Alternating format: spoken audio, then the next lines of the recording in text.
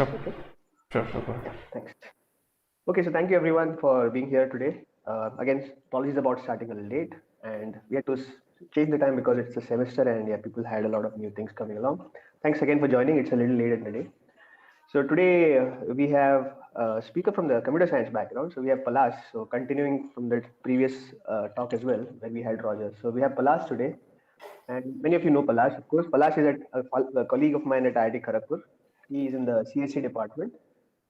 He's been here. He's an assistant professor here for a few years now. Before that, he was an inspired postdoctoral faculty at the TIFR, and he's had a lot of interests. He works in algorithms, computational social choice. Prior to that, he was at IISc, where he did his master's and PhD. He worked with Professor Narhari and Arnab Bhattacharya.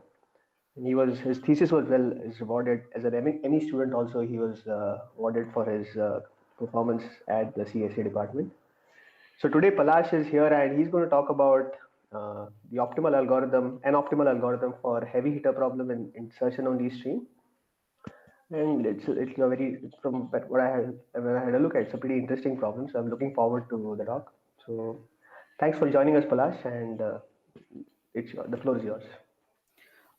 Thanks, Amitalak, for this generous introduction, and thanks, organizers, for inviting me. So, this is a joint work with Arnab Bhattacharya and David Woodruff. Arnab is now a faculty in National University of Singapore, and David is now in Carnegie Mellon. This work I did with them when I was a PhD student at IISc. Okay, so here is three of us. So here is a brief overview of my talk. I'll start with motivation, then formally define the problem. I'll do a literature survey and finally present our results. Yeah, feel free to unmute yourself and ask questions. So, okay, what is data stream? It is a sequence of items for us, and there is a computer sitting on it or some device which is just looking on the passing stream. For an item I, its frequency is the number of times it is appearing in the stream. Let's call it fi, and the frequency vector is f1 to fn. So why data stream? This model turns out to be suitable for many applications where the data size is really large. For example, think of internet router, which is seeing a stream of IP packets and want to compute some functions on it, and sensor networks, which is observing its neighborhood, and again the data is huge.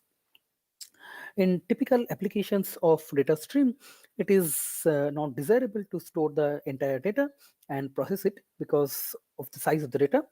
And typically what we are interested in is to have a approximate solution to some problem, have a summary over one pass of the data, and so on. And needless to say, it is a very active area of research. So what are heavy hitters? So one of the most fundamental problem in this area is what is called finding the most frequent item. So this problem goes by the name also elephants or icebergs and so on. So why heavy hitters? Think of the application of internet router seeing a stream of IP packets, and if you think of IP packets as, if you look at the source IP address, then heavy hitters correspond to users who are hogging the bandwidth.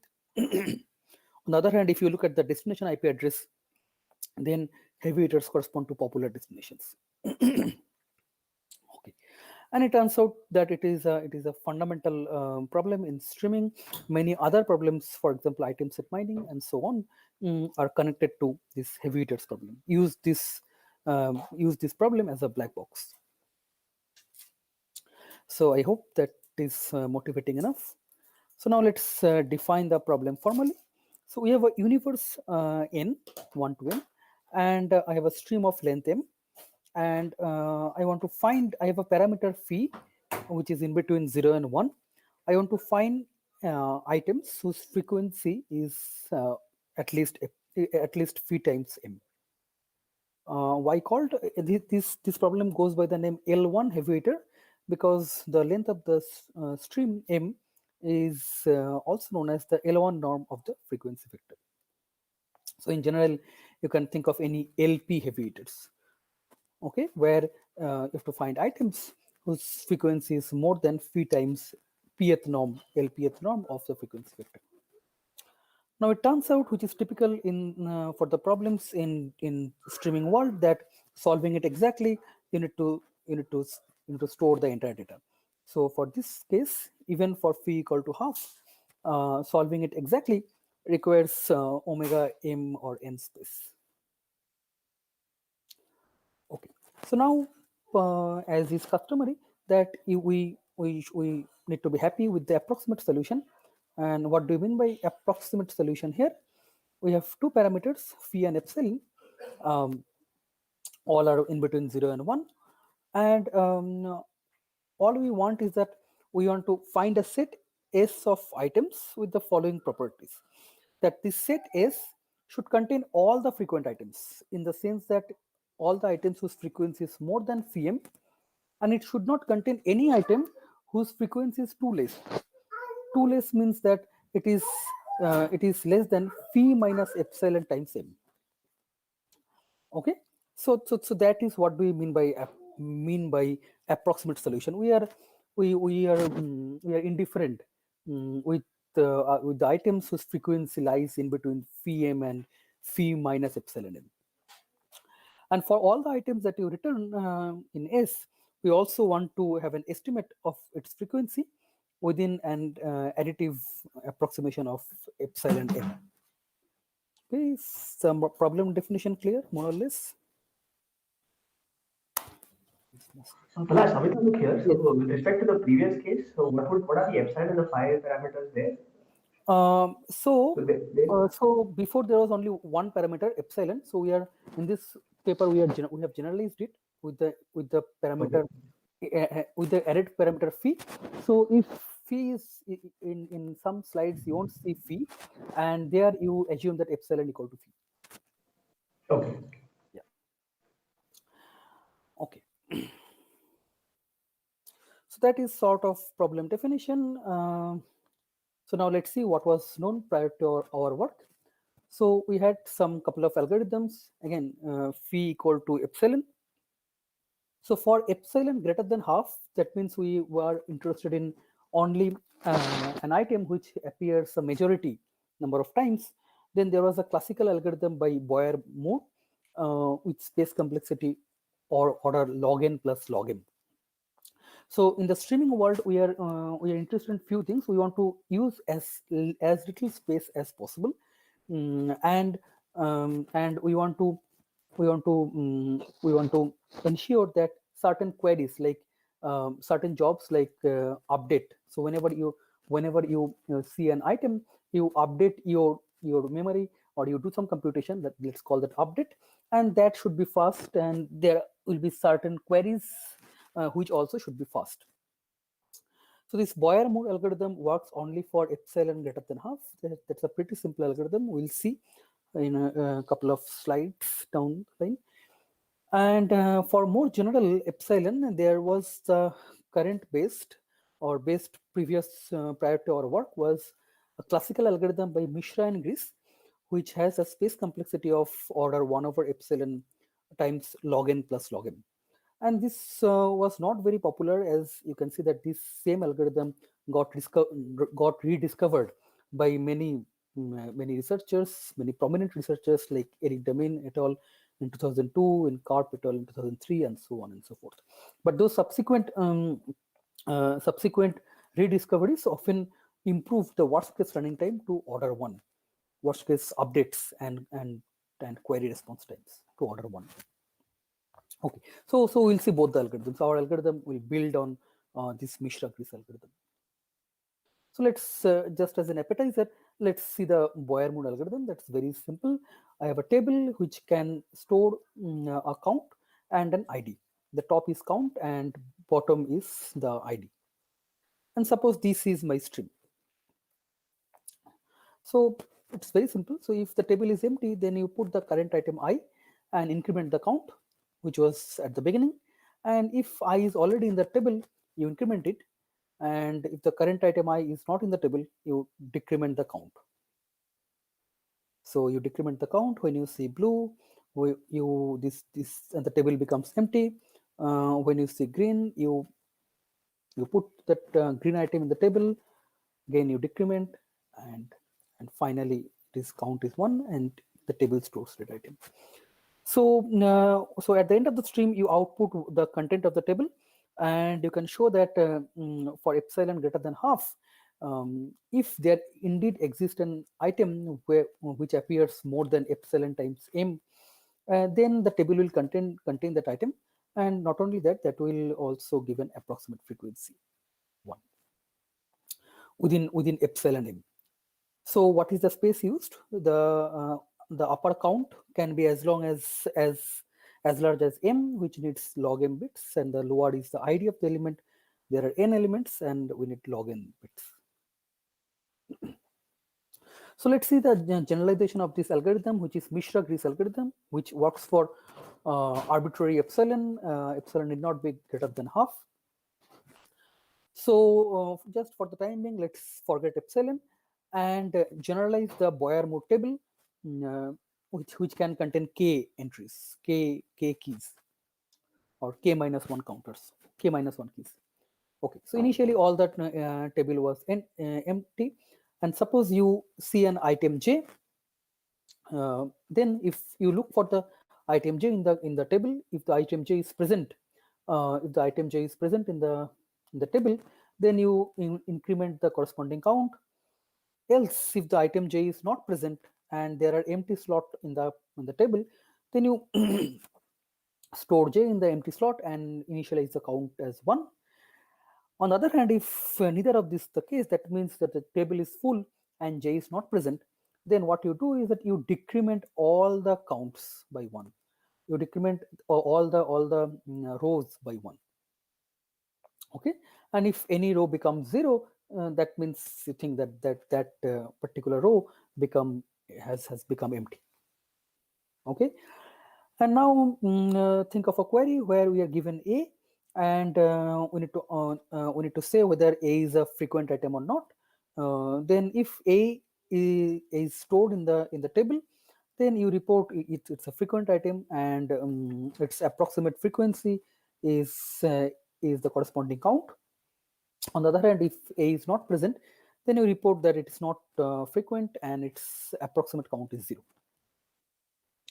So question on the functioning of this algorithm.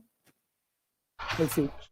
Yeah, actually, I didn't quite. Sorry, I didn't quite understand the k minus more than one counter here.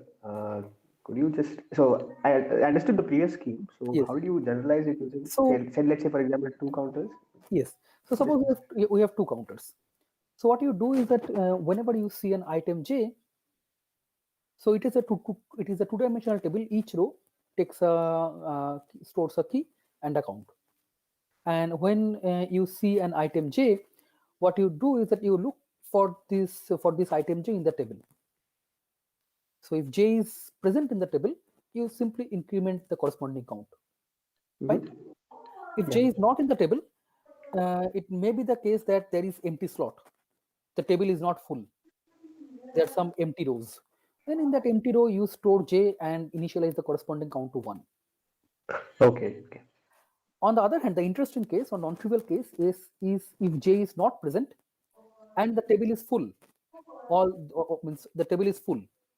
So in that case, what you do is that you throw j and you decrease all these count values by 1. Decrease the count value of first row by 1, decrease the count value of second row by 1, and so on. All these count values you decrease by 1. Is that fine? That's Okay. So only non-triviality. Yeah. What's the intuition behind that? I mean, so that will be clear from the proof. Means why? Okay. Why? Sure. Okay. Just next slide. Why I should do it? Okay. Here. So let's see. So here is the point. So whenever I am throwing, I'm throwing, it is not decrement. You think of throwing means the case when I'm processing j and j is not present and the table is full, then I'm throwing j. then whenever I'm throwing j, that particular event is also accompanied by k means witnessed by k distinct tokens. Like means you are also not only throwing k, sorry, not you are not only throwing j, but also you are throwing k minus one other items by decrementing one count each in the k minus one rows.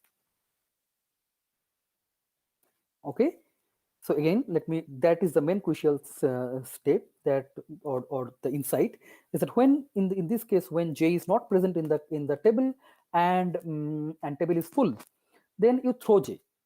But you are not only throwing j, you are sort of throwing one piece of each item stored in the table from the history. That's what you can visualize it by decreasing the count by one. So each throwing of an item is witnessed by k distinct tokens, including itself. So the number of times you can throw an item, because the length of the stream is m, this sort of throwing can be done at most m by k times. Because whenever you are throwing an item, you are throwing not only one item, you are throwing k items. One is j and another is k minus 1. And now this gives the bound on approximate frequency. First of all, f at a is the approximate frequency. It can't be more than actual frequency, because we are incrementing only when we see that item. On the other hand, we are decrementing, for example, when some other item has come and there is no space in the table, then we are sort of decrementing its count. But how many times that decrement can happen? That decrement can happen at most m by k times. And so this estimate is at least its true count, true frequency fa minus m over k. Is everyone fine with this? Palash, Shashank. Yeah. Abhishek, please go ahead. Okay, please go ahead. Then I'll ask question for us. Okay. Yeah, please go ahead. Yeah, so Palash, here you require k to be like omega m, right? No. So here is the analysis. So all I want is that I want to be k to be 1 over epsilon. Okay. Suppose I want to estimate all the frequencies within an additive of m epsilon. Okay. Then I put k to be 1 over epsilon.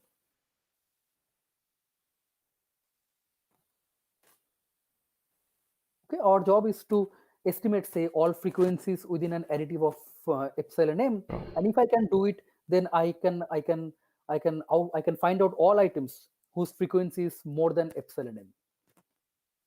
Okay.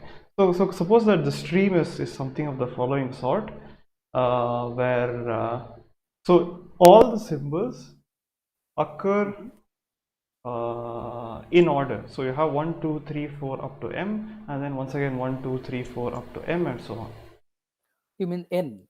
N is the universe size and m is the length of the stream. N is the universe size. Okay. N is the universe size and m is the length of the stream. That's why whenever you are decrementing, you are throwing an item, you are throwing k items at a time, and because the stream has m items, okay, this sort of throwing can't happen more than m by k times. Okay. So suppose that this. So how should I understand n to be? So n is roughly k. So how is k in relation to n? So n is typically very large. So think of actually both n and m are very large. So think of, say, the application of internet routers seeing the stream of IP packets.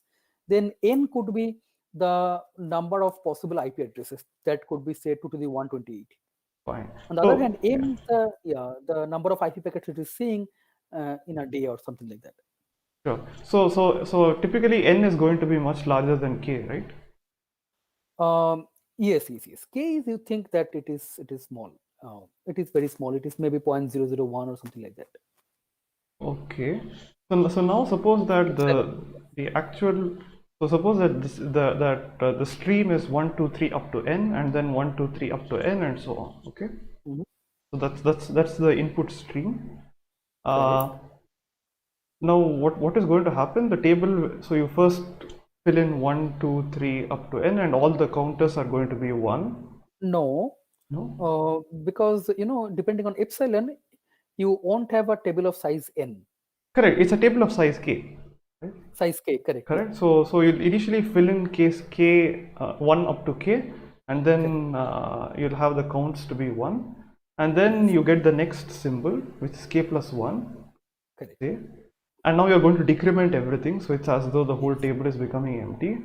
Correct. Yes. Right, and then this is going to keep happening, so alternately you'll have, it'll be filled with ones, the counts will be 1, and then it will be 0. Correct. Yes. Correct. So is this not an issue? Does it? No, it depends on what do you require. So our job is to sort of say estimate the frequency Yes. within say an additive of m by k. Okay. So Okay. if k is small and m is large, then your frequency estimates also will be, means your error window is large. Okay. Okay. Fine. Thank you. Yeah, so I have a similar question. The question is that, so here you are giving approximation guarantee in terms of k, that is in terms of epsilon. So let's say I want an independent approximation guarantee for the frequency. Let's say I want, although I mean I have an epsilon, I want only epsilon heavy hitters, but I want to approximate the frequency within delta, and delta might be very smaller than epsilon. Yes. So at least for this scheme, you pick your delta, and then choose the appropriate k. Yes, but then I mean your algorithm, the guarantee that you have in terms of 1 over epsilon, right? So that goes that goes up. No. It all requires, for example, if you're so for example, if you give me delta and ask me to have to estimate these frequencies within an error of m delta, M delta, yes. then you need to have a large table, k equal to 1 over delta. Yes, but now if you go back to the previous slide, so can you please go back to the previous slide? And so there was an expression like 1 over epsilon. So the space complexity is 1 over epsilon log n plus log m, right? So now it becomes 1 over delta log n plus log m. In the right? problem definition there was no delta, no? Yes, but yes, definition. now I have a new version of the problem where I want both approximation within delta and epsilon heavy hitters. Yes, Okay? so it's generalization. Yes. Yeah. So, Correct. but if you now write just okay, you can take the minimum of delta and epsilon. I can solve this problem. But then you're this. Yeah, very nice. You are making my problem easy because no, my job of presenting this problem easy, motivating you, because this is not our algorithm. This is algorithm by Mitagris, and this does not take too many parameters. It only takes parameter epsilon. That's it. Right. And now this is our task. How if you have another parameter, say phi, which dictates the definition of heavy hitters, Yeah. and another parameter epsilon, which dictates what is your error window. Let me just go back. Yeah. So I think you are talking about in terms of what is delta. It is sort of this problem that you have two parameters. Yes. Okay. Yes, and this problem is introduced by me, by us in this work. No, but here you still have this epsilon m, right? I mean, the frequency the approximation that you have, it's still intertwined in this epsilon. Correct. Yes. So I want an independent. I mean, if I just replace the last epsilon by delta. Yes. Then there is then what is the role of epsilon there in the problem definition? So you have three parameters now. You have phi, epsilon, and delta. Okay. And what do I want? And yes, the first two statement stands as it is. Okay. Okay. And I want an independent approximation for the frequency. That is phi minus phi delta. So delta is not related to. Oh, that error one. Okay, this one, second line. Right. So then, it's a generalization, yeah. Correct. No, that our thing does not tackle.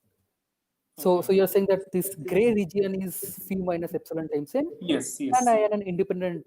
Correct. Yeah. Delta. Yeah, No. you can't do that previously because otherwise you're I don't know. I mean, how this thing will depend on delta. I mean, the complexity, space complexity. Yes, because if means this job is sort of tougher. Typically, the yes, algorithm. exactly. Yes. Yeah. Now, if you want stronger approximation, then It will if you go can estimate within delta m, then this you can correct. throw away the items which are between epsilon and beta. Right, right, Sort of. right. Okay, all right. Yeah, Then got it. epsilon sort of becomes Yes, redundant. yeah, I understand. Okay, got it. Good. Okay, yeah, please go ahead. Yeah. And yeah, means all this. So just a minute. Sorry for going back and forth. So this, as I said, these upper bounds, all the existing algorithms assume phi equal to epsilon. There is only one parameter. Okay. Now, yeah. So now I think Amitalak, this is sort of fine. Why I choose k minus 1? Because I'm throwing current item j, and then whenever I'm throwing k items at a time, a bunch of k items. So that's that allows me to have a k here. Now you choose your k accordingly. So this is the classical Mishra-Gris algorithm, which was the best known algorithm prior to our work. Okay, and there was some more algorithms which sort of often work in more general streams, and sometimes they do a sketch or something like that. So there is a something called sketch, where the requirement is sort of slightly more, is that you need to build a data structure so that so that if I give you two stream and their corresponding memory images, then from these two memory images you should be able to easily compute the memory image of a combined stream. That is what on a high level sketch means. So you are not only asking asking an algorithm to do certain jobs, you also want a certain kind of algorithm, such that these memory images is sort of easily margeable or something like that. So these are the few other works on heavyweights. Okay, on the lower bound, one can easily show that an information theoretical lower bound. Plus, Yes. sorry to interrupt, Amitabh here again. So the kind of the summary that you gave of all the post, I mean, after that, the kind of work that's happened, are they all in the sense solved deterministic algorithms which are explicitly created? Like, is there scope for like randomized algorithms for these kind of No. things? Most of them are randomized. I think Okay. only Mishra-Gris is the odd one out. You'll find Okay. it very hard to. All these things typically, so they use machineries like hashing and various other things, Okay. Thank and you. sampling, and they use heavy machineries from using randomization. Okay. Yeah, and how about lower bounds? So an information theoretic lower bound, that there can be as 1 over phi many heavyweights. So just to distinguish them, you need 1 over omega log phi n many bits, and there is an easy reduction from something called indexing problem, which is a communication problem. From there also you can show a lower bound of 1 over epsilon. So in summary, this is the summary of what was known before our work. Upper bound was 1 over epsilon times log n plus log m due to Mishra-Gris algorithm, and the base known lower bound is 1 over phi log phi n plus 1 over epsilon. So it means just to motivate, think of phi is typically quite large and epsilon is very small. I want heavy or frequent items, and I want to estimate their frequencies is frequencies quite accurately. So that means that this is roughly log n plus 1 over epsilon, whereas this is the upper bound is log n times 1 over epsilon, and also it has a dependence on m. So which one is the correct? So our work sort of shows that the actual space complexity is near the lower bound, not the upper bound. Okay. So now let me present our result. So for simplicity, you can put phi to be constant, and that basically shows is that 1 over epsilon plus log n plus log m bit subspace. Okay, and also in our scheme, we have order 1 worst case update time and query response time. And of course, our algorithm is randomized in comparison to Mishra-Gris algorithm. So any question before I present our algorithm? Okay. So there are some related problems. Let me skip it, which basically is related, and our paper also discusses this. And let me show you an algorithm for L1 heavy hitter, not the related problems. So here is the 3 basic on a high level. This is what our algorithm does. We hash, we sample, and we count. That's it, sort of. And let me present a simpler algorithm, which is close to optimal, much better than Mishra-Gris. And then we'll see the optimal algorithm. So here is the high level idea. It has sort of 3 stages. So, the universe size is log n. Universe size is n. Now, if you want to store the IDs, you need log n bits. So our first sort of idea is that let's not store the IDs. We'll see how to output the items, frequent items. But for the time being, let's hash. Let's use a hash from a universal family of hash functions to hash the IDs to a universe size of poly 1 over epsilon. This will allow us to work in a ID space which can be stored in log 1 over epsilon bits. That's how we sort of get rid of that log n factor and got log of 1 over epsilon. Then our sort of next idea is that why look at entire stream when you can sample, and then that's what we do to get rid of that dependence on m, that you don't look at the sample, you don't look at the entire stream, sample uniformly at random L many items where L is poly 1 over epsilon. And here again, so your count values on a high level, we are using Mishra-Gris at least for this. Then your count values can't be as large as log m. It will be only log 1 over epsilon. And then that's it, sort of. Then feed these hashed samples to Mishra-Gris with 1 over epsilon counters. This can be plus minus 1. Don't worry about it. And for storing for top 1 over phi items, we store the actual IDs, because at the end of the day we need to output the actual IDs. Okay, so that's it, and this already gives a lot of improvement. So Palash, I'm sorry, just on the previous, sorry to interrupt. I mean, yes, please. the top ones are essentially the ones in terms of frequency, right? So you only care to reconstruct really the ones. When you mean Yes. top 1 by 3 items, what do you mean by that? So what was our goal? Our goal was to output, say, top 1 over phi items. Okay. So that's why, and we need to output the items, we need to output their IDs. That's why we store the actual IDs, not the hash of the IDs, for the top 1 over phi items of the Mishra-Gris table. Okay, yeah, I think I can understand. Thank you.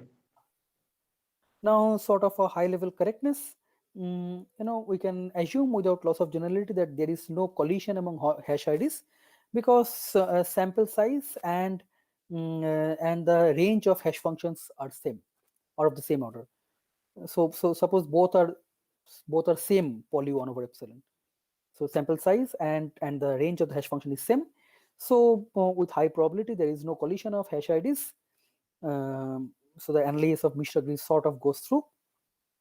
And if if you sample, S is the set of sampled items, and if it is order 1 over epsilon square, I think theta 1 over epsilon square, and they are picked uniformly at random using reservoir sampling, you can do it. Then also you can, using classical probability, you can show that the what is this called, the rescaled frequencies are within epsilon with high probability. Okay, so that's it for the correctness. Now see how much space we use. we need to pick an item uniformly at random from a stream of length m. That doing that needs order log m number of coin tosses. That's why I need order log m bits of space. For Mishra-Gris, I have 1 over epsilon rows and count values. As I said, count values and IDs both can be stored in log of 1 over epsilon bits. So that is the amount of space for Mishra-Gris. And for top 1 over phi items, we need to store actual IDs. So 1 over phi login. So in total, that is the space complexity, which is still better than Mishra-Gris because Mishra-Gris had 1 over epsilon times login, whereas here is just login. Think of phi as constant. And also Mishra-Gris has had 1 over epsilon times log m. Here again, we have separated m and we have log m. And next what I will show is that you can improve this factor, the first factor. You can make it 1 over epsilon times log of 1 over phi. But before that, any question? So this is sort of just adding some masala on top of Mishra-Gris. So instead of looking at entire stream, you just sample enough items so that the frequency estimates are within the allowed error bound, and you work in hashed ID space. You don't store the actual IDs. So Parash, this is only giving you the frequencies or approximate frequencies of the top 1 over phi items, right? Yes. That's true. Yes. So really, so you need to choose phi carefully, right? So sort Okay, of no, phi no. and epsilon are input parameters. Okay, yeah. Okay. Okay, so yeah, so you're only caring about those which occur at least phi n fraction of the time. Correct. And so recall what is our goal? Our goal is to output the set of frequent item S. So I output the top 1 over phi items of the Mishra-Gris table. There for them I have stored the actual IDs. That is my set S. And their corresponding counts, estimated frequency, that their corresponding counts will give me estimated frequencies within the error bound of epsilon m. Okay. So does this work for all epsilon and phi? Phi just need to be larger than epsilon. Okay. That's it. So in particular, epsilon doesn't really have to depend on n in any fashion. It means it if I don't know means if it so we think of this as input parameters. Okay. It's like Fine. Okay. I mean, because you also would need a certain probability guarantee, right? In order to guarantee a 99 over 100 yes. probability, it's okay even if you choose epsilon and phi to be constants, or depending on n, it doesn't change the result. So it depends on epsilon. Now if epsilon depends on n, then that also will depend on n. Okay. So you need sort of 1 over epsilon square samples to have the frequencies correctly. Okay. And the number of samples that should be your range of hash IDs so that they don't collide there. The hash IDs don't collide. Okay.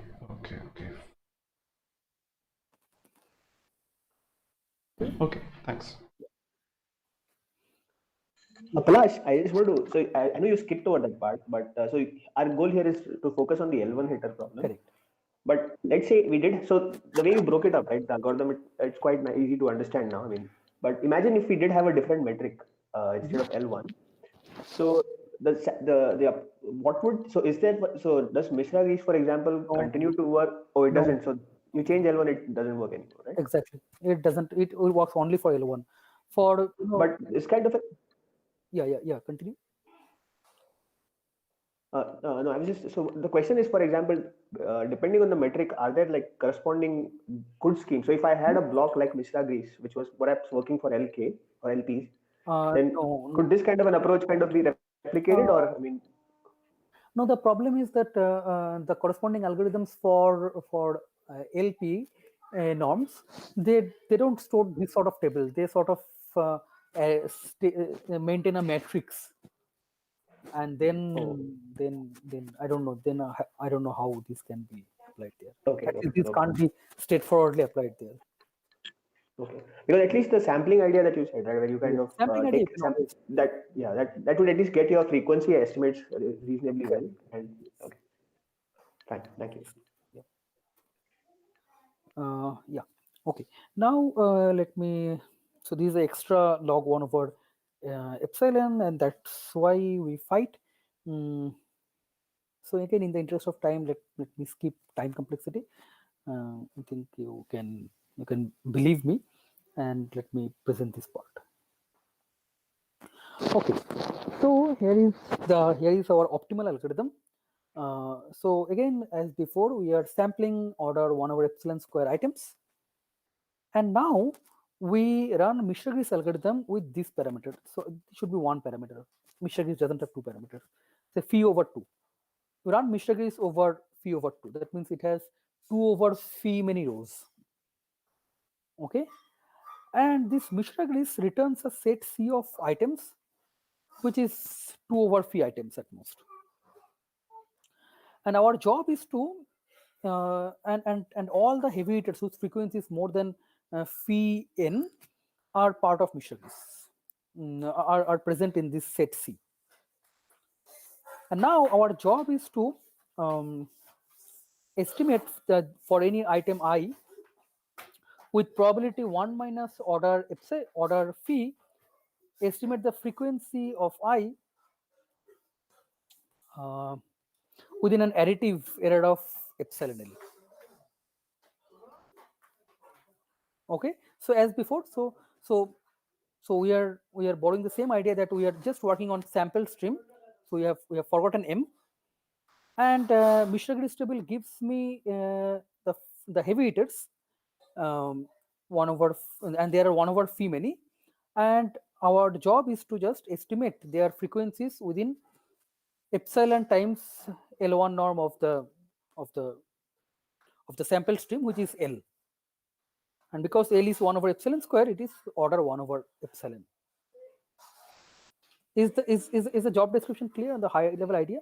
So the first two is nothing, and the third step, just a minute.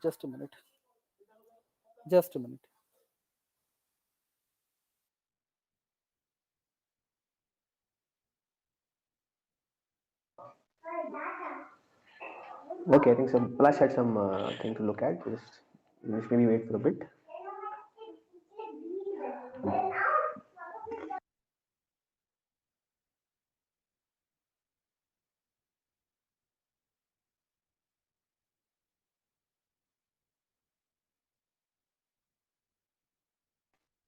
Palash, you're muted. I can see you. Yeah. Yeah. Okay. Yeah. Sorry, I to mute myself, I disconnected myself. Okay. Okay. So the first two steps is nothing. You just use Mishra-Gris on the sample stream. So if you do that, you get the heavy hitters. All you need to do is that you need to estimate their frequencies within the allowed additive bound, which is epsilon L. And because L is 1 over epsilon square, it is so order 1 over epsilon. So all I need to explain is that how I estimate their frequencies within this error bound. Mishra-Gris does not estimate their frequencies within this error bound. Everyone with me? The first two steps is nothing, and the third step is the only mystery. Okay. Now for that, so let's we use an approximate counter. So this is sort of our main idea. So what you do is that for the time being, allow me to have a counter for each item in the sample stream. I know there are order 1 over epsilon square item, and I know that I can't have that many counters, but for the time being, bear with me and allow me to have a counter for all the items. Now, when I see an item I, what I do is that I with probability pi, I increment the corresponding count value. C hat I is the corresponding count value, and when I want to know its count, I divide by pi. So f hat I is an unbiased estimate of its actual count. Okay. Now, these two claims is easy to verify. So if pi is theta epsilon square times fi, if I set this particular probability pi to be theta epsilon square times fi, then it turns out that variance of fi is order 1 over epsilon square. Fi hat, this particular random variable. And fi hat, this is easy to see that fi hat is an unbiased estimator. And because the variance is order 1 over epsilon square, using Charnov bound, I can say that fi hat approximates fi within an additive error of 1 over epsilon with constant probability. So in the Charnov bound, you divide variance by error bound, variance by error bound square, and variance is order 1 over epsilon square. Now if you're happy with error bound order 1 over epsilon, then its squares is 1 over epsilon square, and that get cancelled, and you get constant probability. So Palash, so it seems very similar to the IPS, that is inverse propensity scores that we use in bandits, adversarial bandits. Yeah, maybe, I don't know. Yeah. And I mean, for that particular estimator, I mean, even there are better estimators which gives you a much less variance than what you have written. I mean, Yeah. That's not a problem. As I said, means there is not so much. All the tools were available. So our sort of main contribution is to resolve the resolve this. So means resolve the complexity of this problem, this long-standing problem. And as I said, means there is still some issue. Can someone point me? You need to know PI, right? Exactly. I need to know PI. That's very good. And PI is a function of FI. So Abhishek, I'm not much aware about bandits. So I don't know that I can't comment. But of course, there is one issue is I need to know PI. I need to know FI to set PI. And how can I know FI? So that's one problem, which I'll address soon. And of course, I have a problem that I can't have a counter for all I. There could be order 1 over epsilon square many items. Okay. Now, again, let me postpone that slightly to the next slide. And what I do is that and slight observation is that this constant probability, I boost it to order phi by taking log of 1 over phi many repetitions. Okay, so I sort of repeat this algorithm, repeat in the context of streaming means that you run various copies of the algorithm in parallel. And you boost this error probability from constant to order phi by repeating in order log of 1 over phi items. So I need to tell two things to finish my description of the algorithm: how I can set pi and how I can get rid of maintaining those two counters, those so many counters. But except that, is there any question? Except this. Yeah, sorry, Palash, about just that bottom block, right? When you, so I understand the idea of repeating to boost the probability or the probability of correctness, but why the median specifically? And is the medium something which is easy to analyze for the like are these first? That I guess they're not independent runs, right? So, for example, the probability of having those many runs of the same thing doesn't mean the products are kind of being calculated. Why specifically the median, and is that an easy object to analyze? So again, so it seems that max should be the right thing to do because we can't. So from Mishra Gris, we can't overestimate thing, or from these counters also. We can't overestimate count. We can only underestimate count. Is it the case? Can we both overestimate? I think we can both overestimate and underestimate. So typically, if you have various copies of the algorithm, and then then you can make errors on both sides, then median is much more robust than mean, and that is also easy to analyze also. But the means plain average, I'm not very sure. Yeah, plain. Because if there is sort of one or two means Yeah, I don't know. Means mean is not so robust that compared to median. No, so that Okay. is sort of one reason. Yeah, because if you are maintaining so many counters, one or two could be crazy, and that will distort your result. Yeah. Okay. So that's why typically median is taken, and analysis is also typical. Okay, now So let me. Palash, Yeah. so here you're never going to overestimate the counter, right? It's always going to be underestimated since you're sampling and then. No, this count for sampling, because those we have sampling, and now our entire world is focused, entire algorithm is focused on those L many items. Now Correct. on those L many items, I'm not always increasing the counter. Correct. That's why So it's going to be an underestimate, right, of the true count. need not be, no, because that depends on this probability. So this is your estimate. These Correct. are random variable. I don't know. Ah, okay. Sure. It is not like Mishra Grease. Mishra Right. Grease was completely deterministic, but this can be both over and under. Got it. Yeah. So dividing by pi. That's fine. PI, yeah, you're dividing by PI. Okay, now let me explain how these two issues. So first issue first, how we don't maintain 1 over epsilon square many counters. What we do is that I hash the IDs into a space of.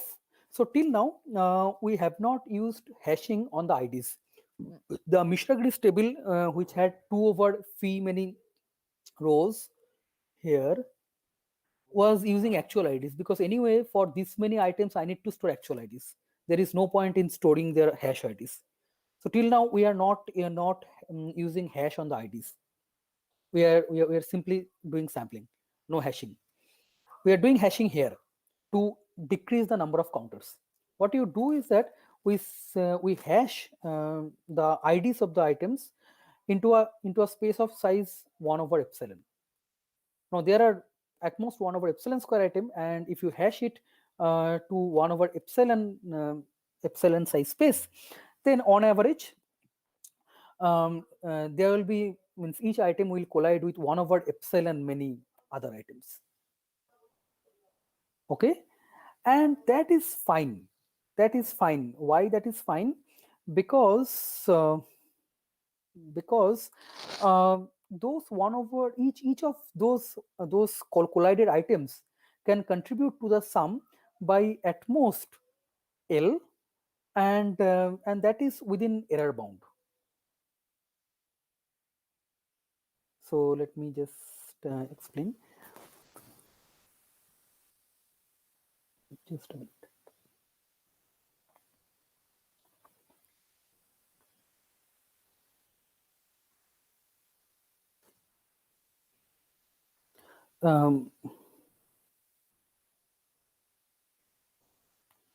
Yes. So anyway, we are estimating f hat I within fi within an error of 1 over epsilon, and now if within an additive error of 1 over epsilon times L, not 1 over epsilon. 1 over epsilon is I think, just a minute. What was the thing? Sorry. Yes, this is epsilon L, which is 1 over epsilon, and anyway, f at I was an unbiased estimator of fi within an error window of 1 over epsilon, and this hashing will shift this f at I within again and a size of 1 over epsilon.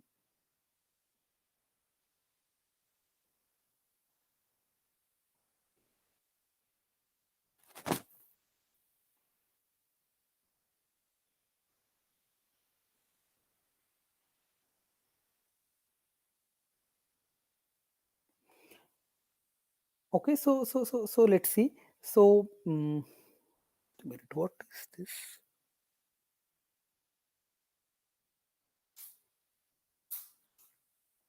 There's something going on here. Is this fine? Hashing this the ID space into a size of theta 1 over epsilon.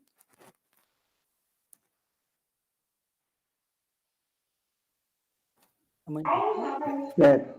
Yes, but Yeah. this should be within that, means means the idea is that this so one item can collide with 1 over epsilon many items, and that is within error region, means that can distort f at I, uh, or that can increase f at I, but that that increase is within within the additive error bound, which is order 1 over epsilon. Let me see why.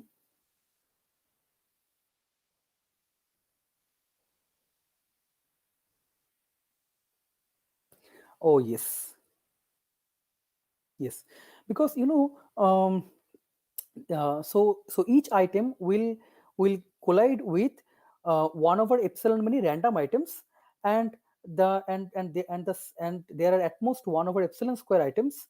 Now the expected total count of those 1 over epsilon many random items is 1 over epsilon square by 1 over epsilon, which is 1 over epsilon. So it is sort of I don't know, luck or something like that. That's why this sort of bound error bound worked. So here is the, again, sorry for the confusion. Here is the formal idea. So you have L length string which has you have 1 over epsilon square many many items may be repeated, and among them at most some random at most 1 over epsilon many items will collide, and their expected total count will be 1 over epsilon square by 1 over epsilon, which is again 1 over epsilon. So that will distort your f at I within a bound of order 1 over epsilon. That is sort of the high level idea. So that's why you hash it within a space, hash the IDs within a space of order 1 over epsilon, and still you are fine. So that is sort of the high level idea, how we can get away with hashing the IDs. And so you need to store order 1 over epsilon many rows, because if the hash space, you're storing hash IDs, and the hashing space is order 1 over epsilon. Okay, and now how do you get rid of fi? What you do is that you divide the stream into epochs, into substreams of doubling length. So you can think of first stream is sort of length 1, and second followed by length 2, followed by length 4, followed by length 8, and so on. This sort of geometric sequence, you break your stream, and for each part you can that is sort of, again, a bit non-trivial algorithm, that you can maintain a 4 approximation of the actual frequencies of each item, and that's why you change the pi dynamically as fi is getting changed. And that is sort of the high level idea of how I can, without knowing fi, if I know a constant factor approximation of fi, that's sort of again enough to set pi. So this is sort of the high level idea of the two issues that we tackled. Okay, so that's it more or less for the algorithm. I'm out of time, so let me not present lower bound, which matches our bound. I think, yeah, forget lower bound. Yeah, Amitalok, is it good time to stop? Yeah. Yeah, sure. I mean, we had anyway started late, but yeah, thanks. I mean, you've been within time. So just to, how does the lower bound proceed? Is it again? Yeah, the lower bound is from the communication problem, from one-way communication problem. And on a high level, you pick a suitable communication problem, and so for this lower bound, this shows, I think, log m. Okay. So you sort of this Alice and Bob, this is a greater than problem. Alex has a integer x, the Bob has an integer y, and communication will happen only from Alice to Bob, and Bob has to tell whether x is greater than y or not. Now the idea is that, and for this problem, it is already known what is the lower bound on the communication. Now the high level idea of showing streaming lower bound on the space is that using x, Alice creates an appropriate input stream for the heavy hitters problem. and it runs the heavy hitters problem on the input created by Alice. And then once the heavy hitter algorithm terminates, after reading the Alice's input, the memory image of that heavy hitter algorithm, the memory image is sent. Alice sends the memory content to Bob, and Bob, what he does is that using Y, Bob also creates another stream and resumes the run of the algorithm that Alice started. Because Bob has the entire memory image, Bob can resume the run of the streaming algorithm, which Alice paused. And the idea is that these streams of Alice and Bob is cooked up in such a way that from the output of the streaming algorithm, Bob will be able to know what he wants to know. Now, what is the communication done? The communication is the amount of space that our algorithm used. Now I have if I already know a lower bound on communication complexity, this gives a space complexity lower bound on the for our problem. That is the high level idea. Okay, thanks. Yeah, that was actually a very nice summary to understand what's happening in the lower bound. Yeah. But lower bounds are much more simpler. Yeah. And also, as I said, the current bound is much closer to the known lower bound. The improvement is minuscule, and whereas the upper bound is improved substantially. Okay. Okay. So that's it. Thank you. I think, Yeah. Thanks a lot. Yeah. So it was a nice talk actually, and again, we took the freedom of interrupting you quite a lot. I mean, there was a fair bit of questions. yeah, I think so. That was a pretty nice problem. I think everybody enjoyed it. So virtual claps for you. So I'll just maybe open the floor. So are there any questions to Palash on this or something related to the problem he presented?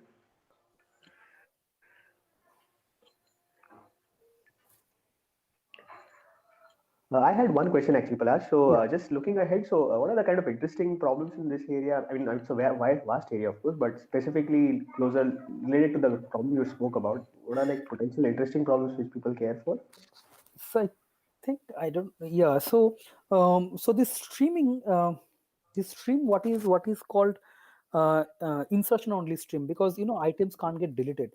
So there are more sophisticated models of stream. For example, turnstile model where insertion and deletions both are allowed, and there also such kind of gaps are there, which is still unresolved to the best of my knowledge. So that is sort of quite interesting. And these are all fundamental problems that are well studied problem by well-known researchers. Okay. Okay. And is it fair that L1 is the chosen most common metric in these kind of problems? Is that it is the most natural, yes. That would I say. Yeah. okay? Yeah. Okay. Good. Any other question for Palash?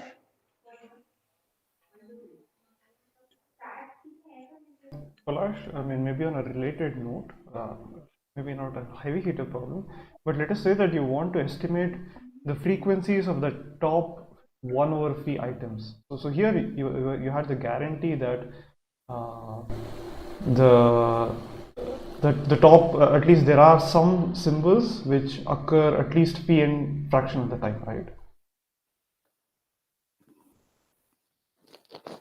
Let me think.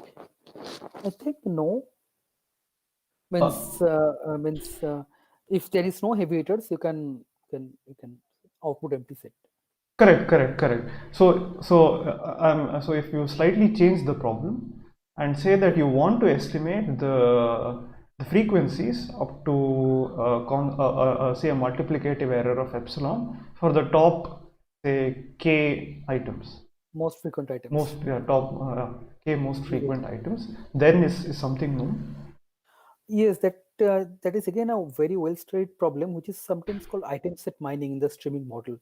Okay. It is like I give me top k items. Yeah. But yeah, I'm not on top of that literature. Thanks. I think the problem name is called item set mining in streaming. Because this particular algorithm doesn't work, right? If the frequency is small enough, then then the sampling technique, I guess, breaks down. Yes. This particular thing does not work.